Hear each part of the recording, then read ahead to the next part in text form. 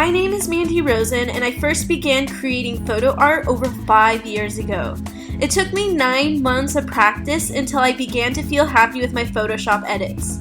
I learned everything on my own, and now I'm going to pass that knowledge on to other photo artists that are just beginning their journey. In the beginning, it can be really hard to think creatively. Learning photography is really like learning a language. In order to help train your brain to think creatively, here are a few tips on props, clothes, and scouting locations to help get you started.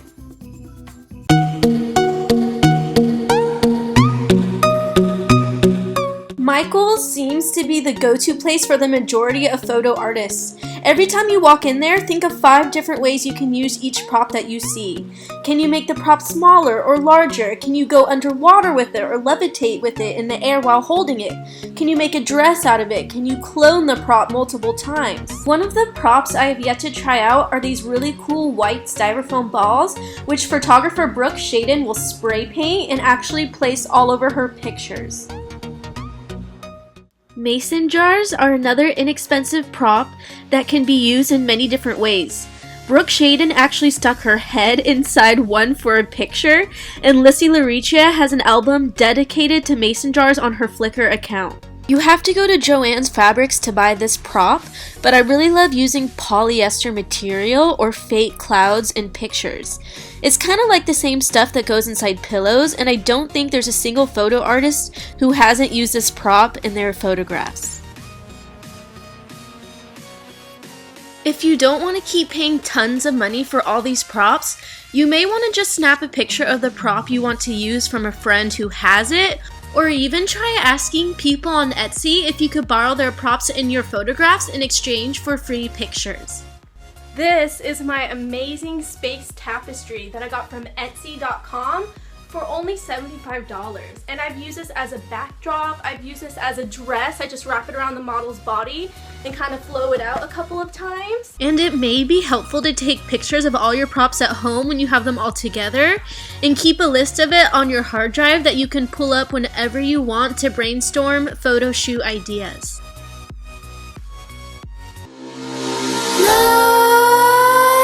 Nightmares creep while you and me repeat. This bittersweet heat is suffocating. I'm waiting and always hesitating. Kryptonite desires set my heart afire. The 3 search terms that I'm going to use the most is Edwardian, Victorian, and of course vintage. The 3 dresses I am showing you right now came from Lily Boutique of lilyboutique.com, an online store that sells really cute dresses that look like they came out of a fairy tale, and their prices are amazing. Thrift stores are so much fun to go to and always carry little treasures just waiting to be discovered. Just Google thrift stores near me and a bunch of places will pop up. Dresses are like $6 or $7, and if you're strapped for cash, you can always sell your clothes to the thrift store also. A couple of times I have borrowed vintage and Victorian clothing from Etsy stores in LA and Orange County simply by messaging the stores privately on Etsy and asking for an exchange of clothes for free pictures. Before I move on to my next point, I want to share with you my personal list of my top 10 favorite photographers.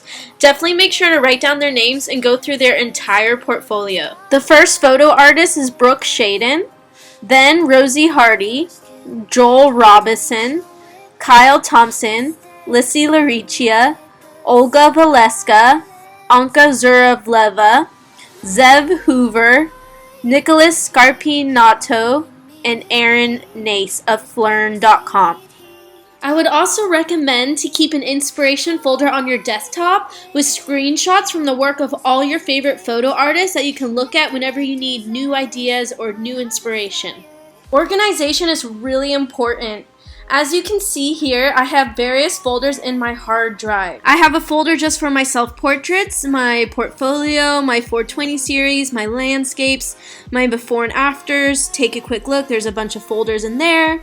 And then moving on, this is my location folder that I want to look at whenever I want a mountain, hill, ocean, creek, beach kind of setting. And the way that I found these locations is Google and Flickr. Google and Flickr have different search engines and different pictures, so I would definitely recommend using both. And whenever I found a picture of a landscape of a location that I really liked, I would take a screenshot of it and then keep it in my scouting locations folder on my hard drive. The most essential folder in my hard drive would have to be my stock folder. Here I keep all my pictures of different skies, different animals, props, or basically whatever random thing that catches my eye that I take a picture of and store in my stock folder to potentially use later on in a different picture. This folder that I have open here is my blank backgrounds folder. All these are expansions that have already been stitched together and have nothing in the photo except for the landscape. I'm keeping these in my hard drive in case I want to composite a person onto one of these blank backgrounds one day. I also keep 2 folders of textures in my hard drive.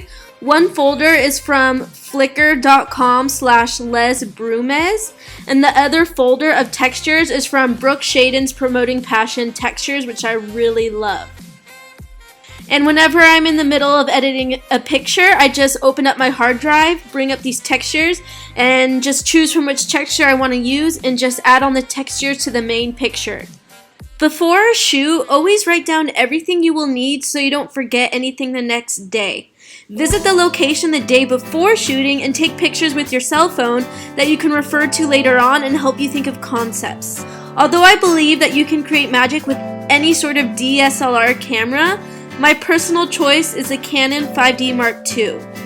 In terms of lenses, I would recommend the 50mm 1.4 Canon lens, which is the most popular among photo artists.